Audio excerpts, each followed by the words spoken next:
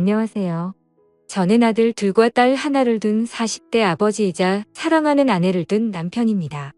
일단 제 아내는 나이가 10살 넘게 어리다고 볼 정도로 동안에다가 피부 관리는 물론 운동도 꾸준히 해서 누가 봐도 예쁘다고 할 정도로 참한 여자입니다.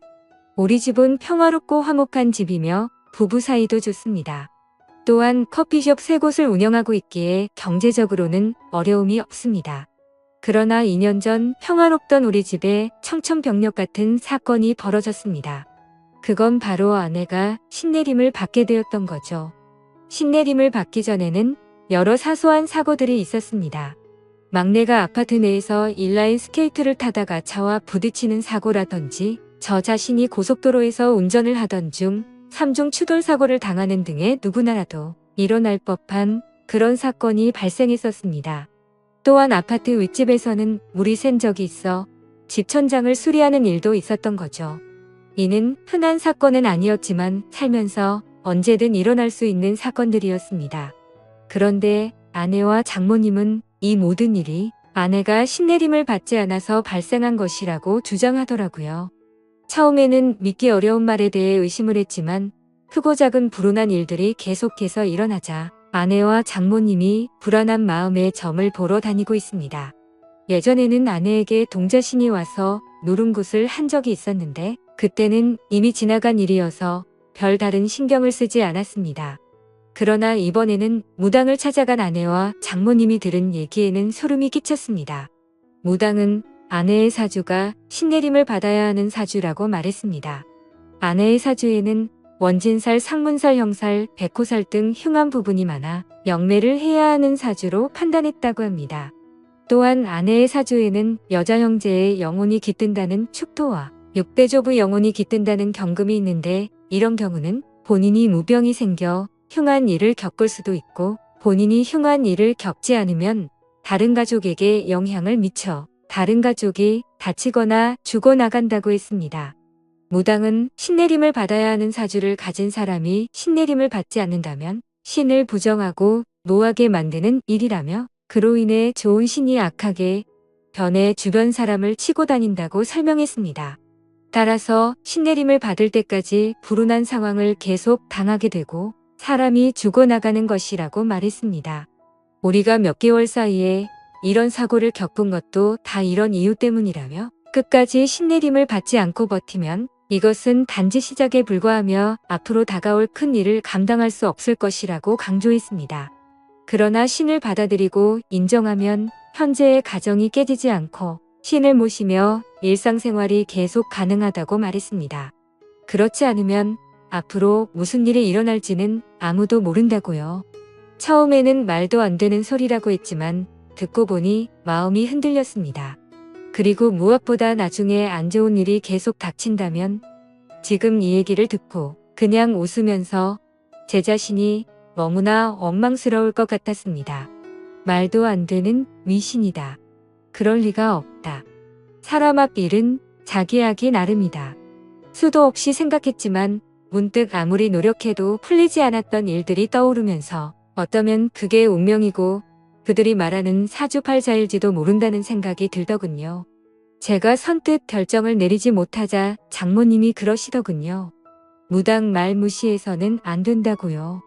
아무리 그 사람들 말이 믿어지지 않아도 그 사람들은 접신한 사람들이라고 영적인 존재를 부정할 수도 없는 일이라고 했습니다. 쉬운 선택은 아니겠지만 결국 한 번은 거쳐가야 할 일 아니겠냐고요. 신내림을 받고 산속으로 들어가서 무당이 되려는 것도 아니고 가정 깨지지 않고 일상적인 생활이 가능하다고 하니 한 번만 믿고 내림굿을 받아보자고 했습니다. 물이 엎질러진 후에는 후회해도 소용없는 일이라고요. 들어보니 장모님 말씀도 완전하게 틀린 말씀은 아니다 싶었습니다.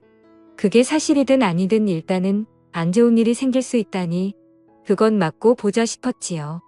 그래서 저는 신내림은 어떻게 하면 되는지 비용은 얼마나 드는지 알아보기 위해서 아내와 함께 직접 신내림을 해준다는 무당을 찾아갔습니다. 생각했던 것과는 달리 무당은 남자더군요.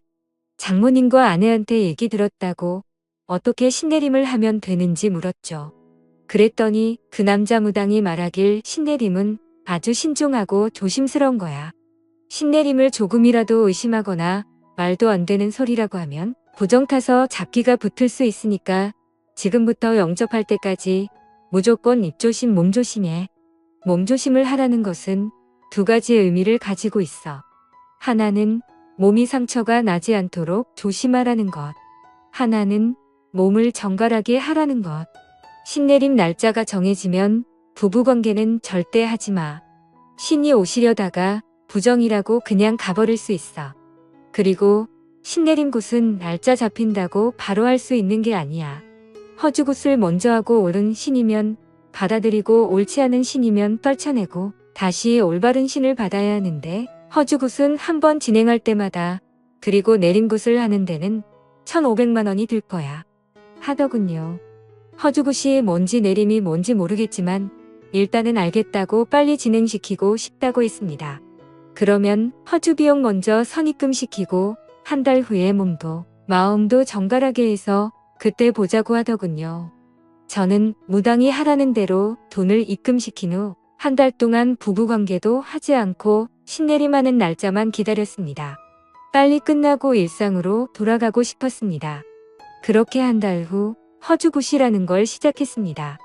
허주굿은 비공개로 진행되며 기도를 하고 싶으면 건물 밖에서 기도를 드리고 절대 안으로는 들어오지 말라고 하더군요. 사람들이 들락거리면 신들이 편하게 출입하지 못한다고요. 저는 알겠다고 하고 차에서 기다렸고 장모님은 그 땅 바로 앞에서 돗자리를 깔고 기도를 올렸습니다. 아내는 평상복이 아닌 하얀 한복 같은 것으로 갈아입고 허주굿을 하러 들어갔는데 3시간이 걸려도 안에서 나올 생각은 않는 겁니다. 그래서 장모님한테 가서 왜 이렇게 안 나오냐고 원래 이렇게 오래 걸리는 거냐고 했죠. 그랬더니 그때 상황에 따라 다르지 않겠냐며 아무래도 일이 잘 안 풀린 것 같다고 장모님은 더 열심히 기도를 올리셨습니다. 저는 도대체 저 안에서 무슨 일이 일어나는지 궁금했습니다. 어떤 때는 방울소리 같은 것이 요란하게 났다가 어떤 때는 주문을 외우는 듯한 소리가 들렸다가 또 갑자기 조용해지기도 하길래 그 안에 한번 들여다보려고 하다가 관뒀습니다. 혹시나 저 때문에 부정 탔다고 할까 봐서요. 저는 굿이 끝나기만을 기다리며 차에 앉아 있었죠. 그렇게 굿을 시작한 지 5시간쯤 지났을까? 아내가 기진맥진한 듯 나오더군요. 그런데 그 무당이 아내한테 물을 뿌렸는지 아내가 물에 들어간 것인지 온몸이 흠뻑 젖어 있었고 아내 몸매는 보기 민망할 정도로 겉으로 드러나 있었습니다. 저는 아내가 그러고 있는 게 민망해서 왜 이렇게 옷이 젖어 있냐고 했더니 신이 잘 오지 않는다면서 그 무당이 계속 물을 뿌렸다고 하더군요. 그 또 참 별나게 한다 싶었습니다. 저는 일단 아내 보고 차에 들어가 있으라고 말하며 차로 보내고 그 남자 무당을 만나러 갔습니다. 어떻게 됐냐고 물었죠. 잘 끝났냐고요. 그랬더니 이 남자 무당이 혹시 오기 전에 부정 타는 짓 했냐고 묻더라고요. 저는 그런 적 없다고 말하자 오늘은 좋은 신이 오시지 않았다고 하더군요. 그래서 제가 무슨 소리냐고 시키는 대로 다 했고 한 달간 부부관계도 안 했다고 무슨 부정이 탔느냐고 했죠. 그랬더니 그런 마음에서 부정이 탄 모양이라고 신을 부르는 나를 믿고 신이 오실 때까지 기다려야 되는데 아무래도 신이 오시지 않을 거라는 의심을 한 것 같다면서 허주굿을 한 번 더 해야겠다고 하는 겁니다. 그러면 다시 비용을 800만 원 내야 하냐고 따지듯이 물었더니 선심 쓰듯이 원래는 800만 원인데 어느 정도 진행이 되었으니 500에 해주겠다고 하더군요. 다른 방안이 없다 보니 일단 저는 알겠다고 하고 아내를 데리고 집으로 왔습니다. 집에 도착해서 아내에게 물었죠. 도대체 안에서 무슨 일이 있었냐고. 제대로 한 건 맞냐고 했더니 아내는 무당이 했던 말대로 신을 불러내는 허주굿이라는 것을 했다고 했습니다. 맨 처음에는 무당이 방울과 부채를 막 흔들면서 주문을 외우더라고 하더군요. 그러더니 그 제자리에서 막 뛰면서 아내한테도 같이 뛰라고 했다더군요. 아내도 무당이 시키는 대로 막 뛰었는데 아무리 뛰어도 그만 뛰란 말을 안 해서 뛰다가 힘이 들어서 뛰는 것을 멈추고 숨을 헥헥 거리며 있었습니다. 그랬더니 무당이 오셨느냐고 묻더랍니다. 그래서 그냥 힘이 들어서 잠깐 숨 고르고 있는 거라고 했더니 더 뛰라고 했다더군요. 그래서 다시 뛰기 시작했는데 이번에도 한참을 뛰었는데 그만 뛰라는 말을 안 해서 또 뛰는 것을 멈추고 쪼그리고 앉아서 있었더니 느낌이 왔냐고 오셨냐고 또 묻더랍니다. 그래서 힘들어서 도저히 안 되겠다고 체력 깔려서 앉아있는 거라고 했더니 신 받을 사람이 체력이 그렇게 약해서 어떻게 하냐고 어디서 물을 퍼와서 손으로 막 물을 뿌리더랍니다. 신을 맞이하려면 온몸으로 맞이해야 하는데 이렇게 몸이 젖어 있으면 아무래도 오시기 편할 거라고 하더랍니다. 그때 아내는 남자 무당 앞에서 몸매가 드러나는 것이 아무래도 민망해서 두 팔로 몸을 가리고 있으니 가리지 말고 당당하게 서 있으라고 했다더군요. 어깨를 쫙 펴고 있으라고 해서 아내가 시키는 대로 하니 물을 또 막 뿌리면서 아내 주변을 빙빙 돌면서 또 방울을 흔들고 신이 왔는지 봐야 된다며 아내를 가까이서 막 살펴보고 또다시 물을 뿌리고 하더랍니다.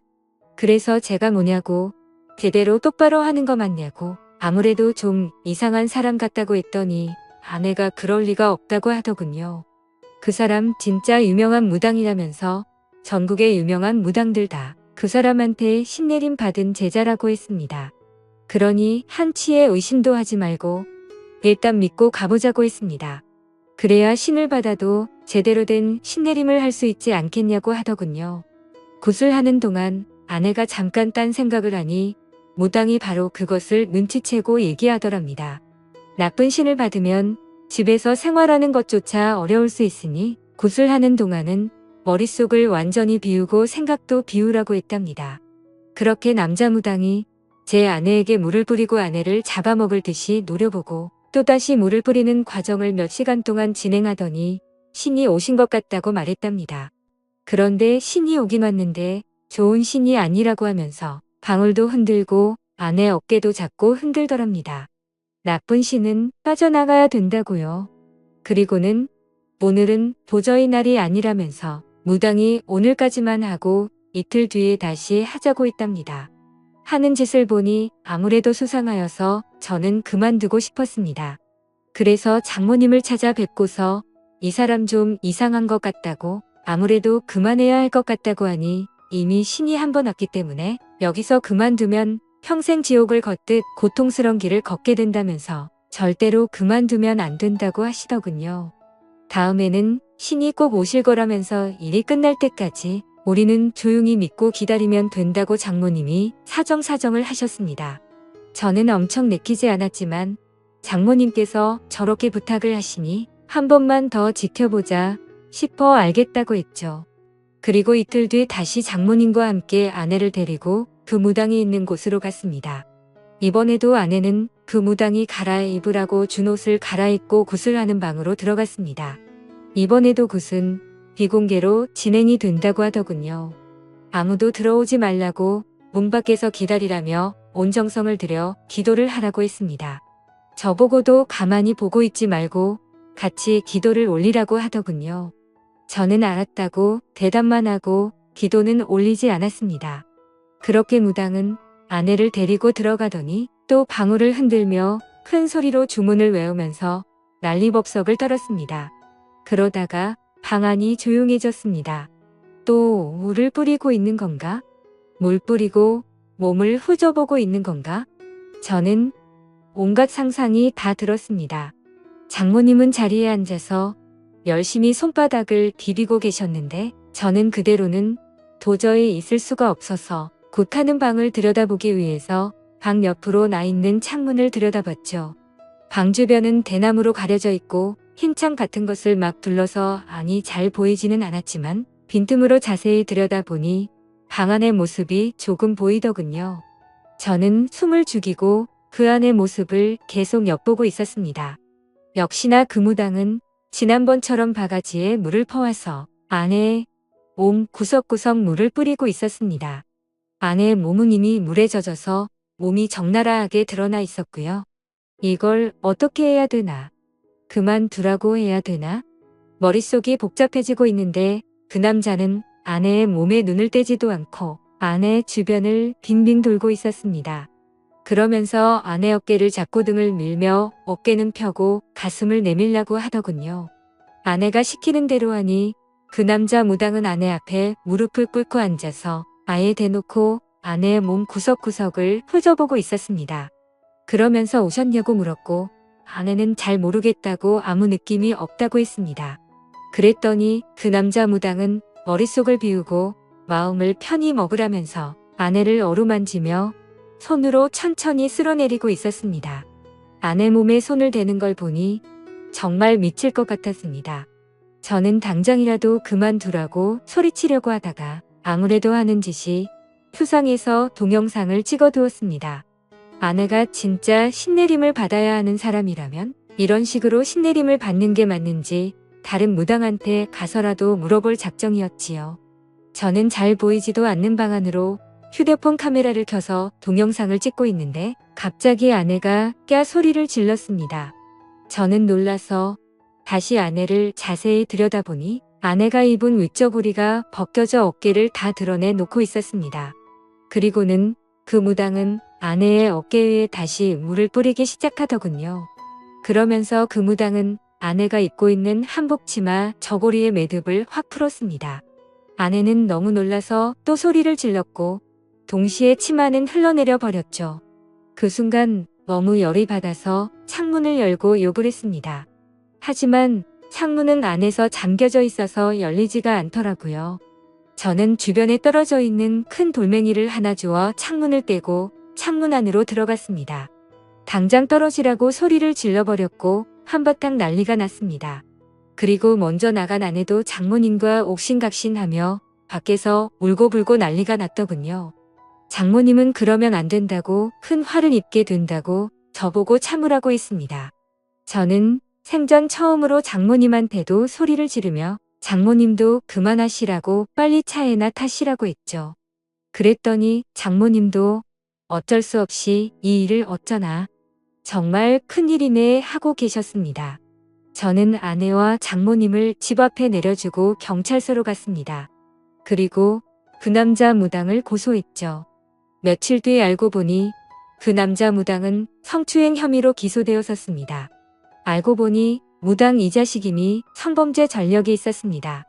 이거 완전 상습범이더군요. 1년 전에도 신내림을 한다며 여성 신도를 끌어들여서 여성의 옷을 벗기는 등 더러운 짓을 해서 고소됐는데 그때는 기소유예 처분만 받았다고 하더군요. 그런데 정신 못 차리고 또다시 똑같은 범죄를 저질러 이번에는 아무리 피해자와 합의를 해도 실형을 피하기는 어려울 것이라고 했습니다. 그렇게 그 인간은 재판을 받게 되었는데 징역 5개월에 집행유예 2년을 선고받았고 성폭력 치료 프로그램 40시간 이수에 5년간 신상정보 공개를 하게 되었습니다. 그리고 그 사기꾼 성범죄자한테 들어간 돈은 그대로 회수하였습니다. 그 인간이 선고받은 것을 보고도 장모님은 신내림을 받아야 되는데 받다 말아서 어떻게 하느냐고 앞으로가 걱정이라고 말하더군요. 그래서 제가 장모님한테 저런 사기꾼이 하는 말을 믿냐고. 신내림은 무슨 신내림이냐고. 여자 꼬셔서 어떻게 하려고 하는 더러운 놈이니까 신내림이니 뭐니 그런 말 신경 쓰지 말라고 했죠. 우리 집에 아무 일도 안 일어난다고 말했습니다. 제가 그렇게 열을 올려 열변을 토하듯이 얘기를 하니 장모님은 알겠다고 대답은 했지만 여전히 안절부절 못하시는 것 같았습니다. 그때 그 일이 있고 나서 지금 2년이 지났지만 제가 운영하는 커피 전문점은 여전히 잘 되고 있고 그 무당놈이 얘기한 가시밭길이나 지옥 같은 고통은 아직 전혀 없습니다. 앞으로도 당연히 없을 거라고 생각합니다. 이번 일로 크게 깨달았죠. 그런 말에 현혹되어 무당을 따라다니면 평생 무당 손에서 놀아나서 무당을 벗어날 수 없게 되고 나중에는 무당의 노예가 된다는 것을요. 그리고 아내한테 얘기했죠. 앞으로 절대 장모님 말 듣고 무당 집 같은 데 따라다니지 말고 정믿음이 필요하면 다른 종교를 가지라고 했습니다. 그런데 가서 너무 맹신하다 보면 당신 정신까지 망가진다고요. 그랬더니 아내도 그렇게 하겠다고 하더군요. 평온했던 가정에 무당 말만 믿고 신내림을 받았다가 정말 큰일 날 뻔했던 일이 이 정도로 끝나서 얼마나 다행인지 모르겠습니다. 앞으로는 그런 말에 현혹되지 않고 현실에 충실하며 살아가려고요. 제 사연을 읽어주셔서 감사합니다.